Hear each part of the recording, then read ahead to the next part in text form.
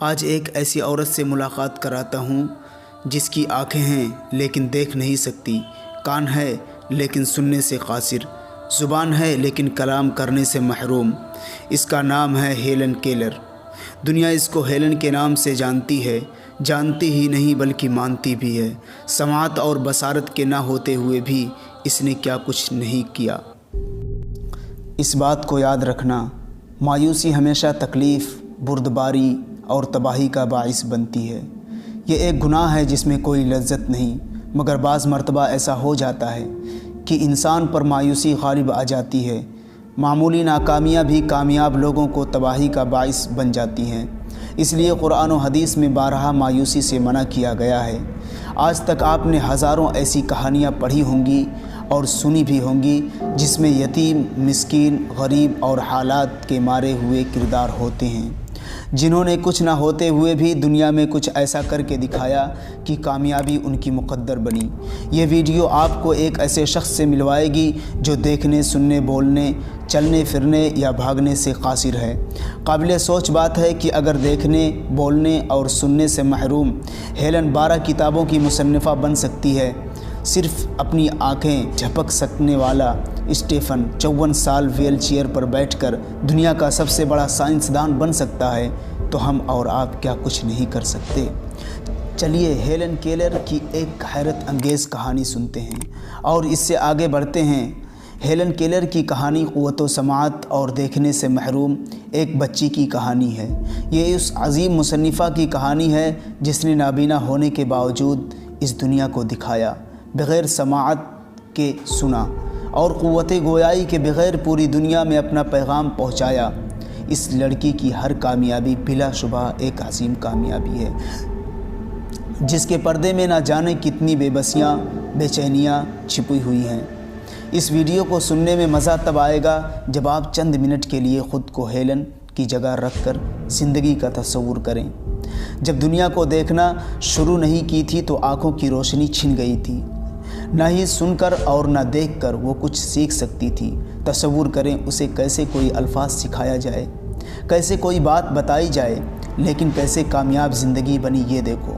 27 جون 1880 کو امریکہ میں پیدا ہونے والی ہیلن بھی عام بچوں کی طرح نارمل ہی تھی، لیکن 19 سال کی عمر میں ایک خوفناک بیماری کے سبب نہ صرف نابینا بلکہ قوت گویائی، سماعت و بصارت سے بھی محروم ہو گئی۔ والدین کافی پریشان ہیں کہ تعلیم کی کوئی صورت پیدا ہو جائے۔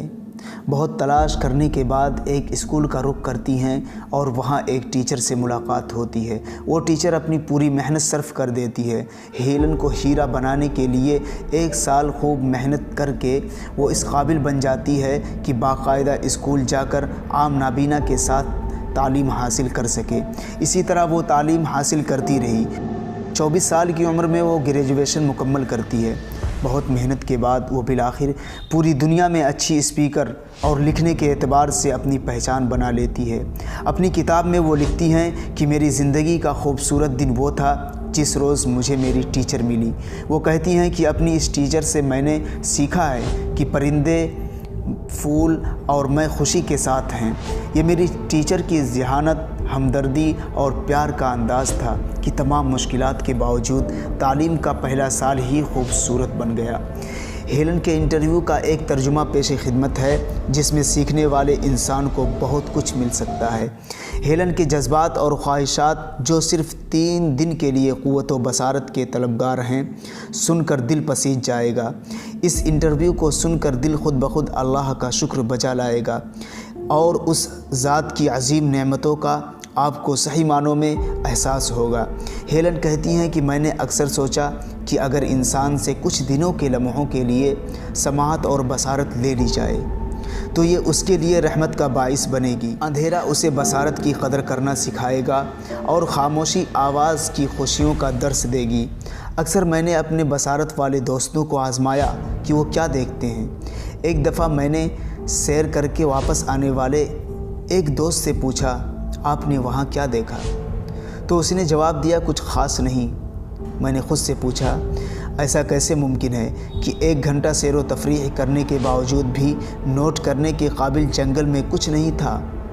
मैं जो देखने से कासिर हूँ, सैकड़ों चीज़ें सिर्फ छू कर ही महसूस कर लेती हूँ। मैं नन्ही कोपरों की तलाश में शाखों को छूती हूँ, जो गहरी सर्दियों के बाद बहार की आमद का पहला इशारा है। मैं जो कि नाबीना हूँ, बसारत वालों से ये कहना चाहती हूँ, अपनी आँखों को ऐसे इस्तेमाल करें जैसे कल को इस नेमत से महरूम होने वाले हैं, और यही उसूल बाकी तमाम नेमतों के लिए भी इस्तेमाल करें। हर चीज़ को महसूस करें कि ये सब आज ही के लिए आपको नवाजा गया है। हर हिस्स को भरपूर इस्तेमाल करें, उनकी अज़मत और ख़ूबसूरती के लिए शुक्रगुज़ार बनें। हेलन कहती हैं कि इन सब में सबसे खूबसूरत एहसास देखने का एहसास है। हम रोज़ सुनते और देखते हैं कि ज़रा सी हौसला अफजाई इंसान की ज़िंदगी बदल कर रख देती है, इंसान के लिए कामयाबियों के दरवाज़े खोल देती है।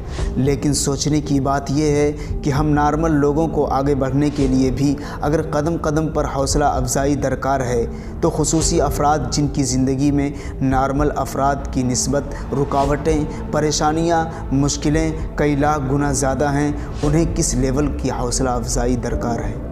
यह हेलन का अपने ऊपर यकीन था, यह उसके अपने अंदर की आवाज़ थी कि अगर मुझे इस दुनिया में भेजा गया तो वो बेमकसद कैसे हो सकता है। लिहाजा जब आप ख़ुद कुछ करने की ठान लेते हैं तो हालात ख़ुद ब खुद आपके लिए साजगार होना शुरू हो जाते हैं। फिर कुदरत आपको अजीम उस्ताद, बेहतरीन दोस्त, मिसाली माहौल खुद ही मुहैया कर देती है। बस ज़रूरत है तो इस बात की है कि अपने अंदर की आवाज़ सुनकर कदम बढ़ाना और मुस्तकिल मिजाजी कायम रखना। आइए अहद करें अपनी मुयस्सर नेमतों के शुक्र अदा करने का और उन्हें भरपूर इस्तेमाल करके ज़िंदगी में कुछ कर गुज़रने का, ना सिर्फ अपने लिए बल्कि पूरी दुनिया के लिए। आइए आज ही से कुछ ऐसे कामों का आगाज़ करें जो दूसरों की कामयाबी के लिए हों, दूसरों की फलाह के लिए हों। जवां हो अज़्म तो तारे भी टूट सकते हैं, जवां हो अज़्म तो तारे भी टूट सकते हैं, कठिन नहीं कोई काम आदमी के लिए।